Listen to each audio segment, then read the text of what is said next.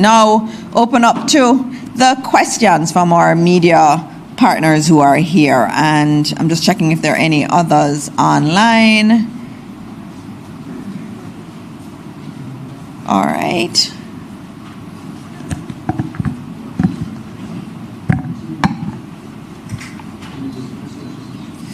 Morning, Dionne Jacksonville, TBJ.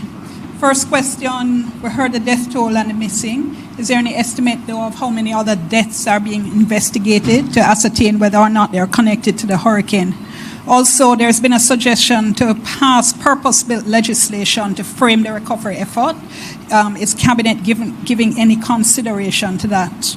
Third, continuing to ask about the Independent Oversight Committee. Last press conference, you told me Cabinet was continuing to talk about it. Mm-hmm. And my final question for now has to do with proactive disclosure. Why isn't there some kind of mechanism via online, website, whatever, to give real-time information in terms of the recovery effort? Money coming in, for instance, expenditure, things like shelters, recovery drops, relief drops, I beg your pardon, all that kind of information, JPS, NWC, all of that could be wrapped in so that anyone can access the information, as opposed to this very tightly curated way of delivering information via the press conferences that's happening now. And for clarity, I'm not saying don't have the press conferences. I'm saying in addition to. Yeah.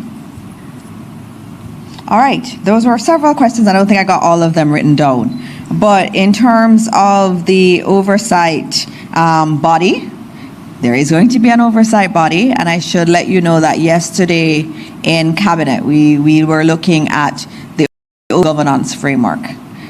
Looking at what has happened globally. So our international partners were there with us, including the World Bank, looking at what has worked globally. Because one of the things you want is to make sure that whatever we do in Jamaica, we don't have to reinvent the wheel. We had an office after Hurricane Ivan that worked. We also have what has happened overseas, and we're looking at what it could in Jamaica. And I think Cabinet indicatively approved a structure that has Partnership Council as that main body, but we're going to be continuing to discuss it some more. So, but whatever we do, there is going to be an oversight mechanism that's made up of civil society, the opposition, and the church as a part of that oversight. In terms of proactive disclosure, I think you are correct. In terms of the financial intake, and this is something that we need to note. We're very transparent in terms of Support Jamaica and what's coming in through Support Jamaica. I give those numbers when I come here. There are lots of other donations that are coming in that go directly to other donors. There's a lot of money coming to the country. We don't have sight of all of that. What we have sight of and that we're giving you is what comes into the government of Jamaica and into ODPEM. So all of that we get to ODPEM, all of that is being provided. So I've given you the credit card ones. On Thursday or Friday when we have our next press conference, you'll get the direct deposits into the account. That's what we have. And then at ODPEM also has, whenever goods are sent in care of ODPEM from any donor and it's cleared, they have that inventory management of that. But of course, a lot of goods do come in, and it's not for ODPEM's distribution. It's for Food for the Poor or GEM or one of the persons that's operating. Now that's separate. And so we can give you everything from government, and I do agree with you that we can put some more information that's more readily available to everyone. There was something else you asked. Yeah, but just before I go on, and just to be clear though, Minister, I was also asking for broader information. So yes, I'm from the telecom. We've been asking for ODPEM, for instance. And I think Commander said he will start to give you the communities now. Online, Minister, so yes. everybody can access. I asked if Cabinet is considering purpose-built legislation. Yes, we are looking at purpose-built legislation. And if you look at the recovery efforts that had happened in other countries that had anything of this magnitude, there would have been a special office set up. It would have had specific legislation towards it, looking at procurement. You know, in our jurisdiction, in this country, procurement takes forever. I mean, we're trying in the Ministry of Education to do some procurements and they're taking years. when we're reconstructing Jamaica, it cannot take years. And so we're going to have to be very, very careful in defining what rules apply, what don't, and how we still have oversight. And so that is being worked on, and we believe in the next week or two we'll have a submission in Cabinet, before Cabinet, to approve the drafting instructions for that special piece of legislation. And finally, if there's any estimate of how many deaths, other deaths are being investigated. I have that one for you under investigation, nine other ones. Good morning, Jerome Williamson, the Jamaica Observer. You mentioned about the consideration for temporary housing. Yes. My question is there a reason why that wasn't considered earlier, seeing that people would have been homeless for 2 weeks and counting? And also, is there a potential timeline that is being discussed as to when we'll start to see these temporary housing? Question for Commander Gill. You mentioned that there is projected rainfall started today in parishes in the north. Is there any consideration for any plans as it relates to people who are still homeless and people who are in flood-prone areas? All right, in terms of the housing question, I think the Cabinet has moved very quickly in terms of housing. The first thing you have to do is to do your assessment. You need to know how many people are affected. You need to know what the level of damage is. And so that is actually being done right now. So we have teams out that are doing the damage assessments. Some people can recover. And when you go across Jamaica, you see that spirit. There are persons who are, getting their zinc, finding back the zinc and putting it back on. And you have others who are doing temporary structures. And if you look at the numbers in the shelters, the official numbers, you see that those have been coming down. And so for us as government, we understand that there is a problem. Some people are working really hard to help themselves, and some can't. And you have to have that number of those who need the temporary facilities. You also need to know what size. Is it mainly single people? Is it big families? Some homes that have been destroyed may have had 3 or 4 families living on that one piece of property. So you have to do the assessments. And so what we've done now is to start to get quotations on a range of different kind of solutions for, maybe an elderly person who's living by themselves versus a family that has several people in the home versus one that's more. And so we have those quotations, and we've been looking at what's the fastest way. And remember I spoke about dignity. You don't want, as we would say in Jamaica, you don't want any and any kind of solution. You want something that people feel okay going into and that they feel good about themselves. You don't want to just have them feel like they're just a charity case. That's not what we're about. We're about giving people decent houses. And so we're trying to marry that with how quickly it can be manufactured. And so I think we have some solutions that can be delivered to Jamaica within 30 days.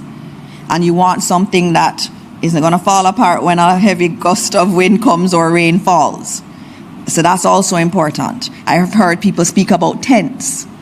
I mean, that is obviously something that every country that's gone through this kind of disaster has looked at. We've looked at it too, but as I said, we want to make sure that whatever we do is semi-permanent and that is actually structurally sound for those families to go in. Odpem, you have a question too. Yes. So I won't add to what Mr. Dixon indicated, but what I'll say is that we would have been monitoring the cold front coming from the north and a system that was coming from the south last Thursday. And my direction to the various NGOs and government agencies was to call roughly 45,000 tarpaulins on island as at last week Thursday to be distributed. More than 80% of those have been distributed, particularly because we're expecting this event to occur. So immediate shelter needs, and then we move to the more long-term matters that Minister spoke of a few seconds ago. And also I should just note that there is a lot of thinking happening, because this morning I would have seen in one of our groups that we have that we were pre-positioning some food supplies to areas where there is a risk of them being cut off again because of the rainfall that's coming. So there's concern about landslide, and so today we actually have helicopters out pre-positioning food just in case it happens. And so we're doing the best we can in terms of, anticipating what's going to happen. But you did mention the flooding too. And I'm going to try to get someone from one of our geology teams to come in, because the aquifers are full underground. And so there are some communities that are seeing flooding because of that. And there are other flood-prone areas that we know that the aquifers are really overfull, and they may actually start to see rising waters in those areas. And so we're going to give you some more information on that, because that's something we're also monitoring. Right. Where is our next question? Hi, good morning. Good morning. Abigail Bartley from Nationwide News. I have two questions. I was going to say, you don't look like Mahiri. I have two questions, Sure. one for Commander Gale and one for you, Minister Morris Dixon. Yeah. Firstly, for Commander Gale, you mentioned that you've received just over $400 million in cash donations. I wanted to know if that $400 million is in relation to pledges on the Support Jamaica platform or aid from foreign countries. And for Minister Morris Dixon, in your capacity as Education Minister, we've received some reports that schools in affected areas are not being lenient with some of their students who've been affected by the hurricane in terms of losing school supplies or uniforms. These schools are not allowing them onto the compound if they're not in uniform. So I'm asking if you've been made aware of this and if you can speak more about it. All right. The figures I've given are a combination of the $J and US accounts on the website. All right. Thank you. In terms of the schools and leniency, we have to be lenient with our children. They have been through a lot. And many of them, they lost their house. Their house may have leaked terribly, even if it's in Kingston. And we have to be sensitive to that. We need them to get back to their education. That's what is necessary. I looked over to my permanent secretary, and she says she has seen no official reports of it. If you know of someone who was sent home because they don't have uniforms, please let me know so that we can treat with it in the ministry. We have to support our children. Our chief education officer is here. I know her. She's going to go find uniforms, and she's going to call the principal and say, we need to support our children. And that is the stance we take in the Ministry of Education. And so if you're happening, let us know officially so that we can deal with it.